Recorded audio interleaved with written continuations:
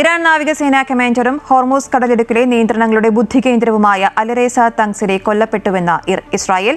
അതേസമയം ലോകത്തിനാകെ സാമ്പത്തിക പ്രഹരമേൽപ്പിച്ച ഹോർമൂസ് കടലിടുക്ക് നിയന്ത്രണത്തിലാക്കുക എന്ന തന്ത്രം മെനഞ്ഞ തങ്സിരിയുടെ മരണം ഇറാൻ റവല്യൂഷണറി ഗാർഡ് കോർപ്സോ ഇറാൻ ഭരണകൂടമോ സ്ഥിരീകരിച്ചിട്ടില്ല.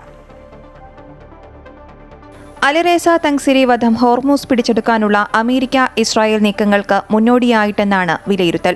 2018 ഓഗസ്റ്റ് മുതൽ IRGC നാവികസേനയുടെ കമാൻഡറായിരുന്നു തങ്സിരി. ഗൾഫിലെ പ്രത്യേകിച്ച് ഹോർമൂസ് കടലിടുക്കിന് ചുറ്റുമുള്ള ഇറാന്റെ നടപടികളിൽ നിർണായക പങ്കും തങ്സിരിയുടേതാണ്. ഫെബ്രുവരി 28 മുതൽ USഉം ഇസ്രായേലും നടത്തിയ ആക്രമണങ്ങളിൽ കൊല്ലപ്പെട്ട ഇറാന്റെ രാഷ്ട്രീയ സൈനിക ഉന്നതരുടെ പട്ടികയിൽ ഇതോടെ ഇടം പിടിക്കുകയാണ് തങ്സിരിയും. ഹോർമൂസ് കടലിടുക്കിന്റെ നിയന്ത്രണം പൂർണ്ണമായും കൈപ്പിടിയിൽ ഒതുക്കുന്നതിൽ നിർണായക പങ്കാണ് അലറേസ തങ്സിരി വഹിച്ചത്. തങ്സിരിയുടെ വധം ഇറാനെ സംബന്ധിച്ചിടത്തോളം കനത്ത പ്രഹരമാണ്. എന്നാൽ തങ്സിരിയുടെ മരണം സംബന്ധിച്ച് ഇറാനോ ഇസ്രായേൽ സൈന്യമോ ഇതുവരെ ഔദ്യോഗിക പ്രതികരണം നടത്തിയിട്ടില്ല. അതേസമയം യുദ്ധം അവസാനിപ്പിക്കാനുള്ള ചർച്ചകളോടുള്ള ഇറാന്റെ നിസ്സംഗത കാര്യങ്ങൾ കൂടുതൽ വഷളാക്കുമെന്ന മുന്നറിയിപ്പും ട്രൂത്ത് സോഷ്യലിലൂടെ ട്രംപ് നൽകുന്നുണ്ട്. തങ്ങളുമായി ചർച്ച നടത്തുന്നുവെന്ന് വെളിപ്പെടുത്തിയാൽ ജനത തന്നെ ഇറാൻ ഭരണകൂടത്തെ ഇല്ലാതാക്കുമെന്ന് ഭയമാണെന്നും ട്രംപ് ആരോപിക്കുന്നു. അതേസമയം അമേരിക്കയുടെ 15 സമാധാന നിർദ്ദേശങ്ങൾ അംഗീകരിക്കില്ലെന്ന് വെളിപ്പെടുത്തിയ ഇറാൻ യുദ്ധം അവസാനിപ്പിക്കാൻ 5 നിബന്ധനകൾ പുറത്തിറക്കി.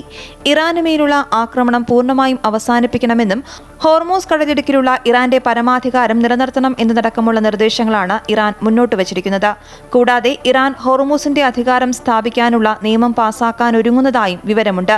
ഹോർമൂസിലൂടെ പോകുന്ന കപ്പലുകളിൽ നിന്നും ടോൾ പിരിക്കാനുള്ള അനുവാദം നൽകുന്ന നിയമത്തിന്റെ കരട് തയ്യാറാക്കിയതായും ഉടൻ നിയമമാകുമെന്നും പാർലമെന്റിന്റെ സിവിൽ അഫയേഴ്സ് കമ്മിറ്റി ചെയർമാൻ പറഞ്ഞതായി ഇറാൻ വാർത്താ ഏജൻസികൾ റിപ്പോർട്ട് ചെയ്യുന്നു. ഇറാനിലും ലബനോണിലും ഇസ്രായേലിന്റെ കനത്ത ആക്രമണവും തുടരുകയാണ്. ഗൾഫ് മേഖലയിലേക്ക് ഇറാന്റെ ആക്രമണം തുടരുന്നു. അബുദാബിയിൽ പ്രതിരോധിച്ച മിസൈൽ അവശിഷ്ടം പതിച്ച് 2 പേർക്ക് ജീവൻ നഷ്ടമായി. 3 പേർക്ക് പരിക്കേറ്റതായും റിപ്പോർട്ടുകളുണ്ട്. മരിച്ചവരിൽ ഒരാൾ ഇന്ത്യക്കാരനും ഒരാൾ പാകിസ്ഥാൻ സ്വദേശിയുമാണ്. News desk Amrita TV.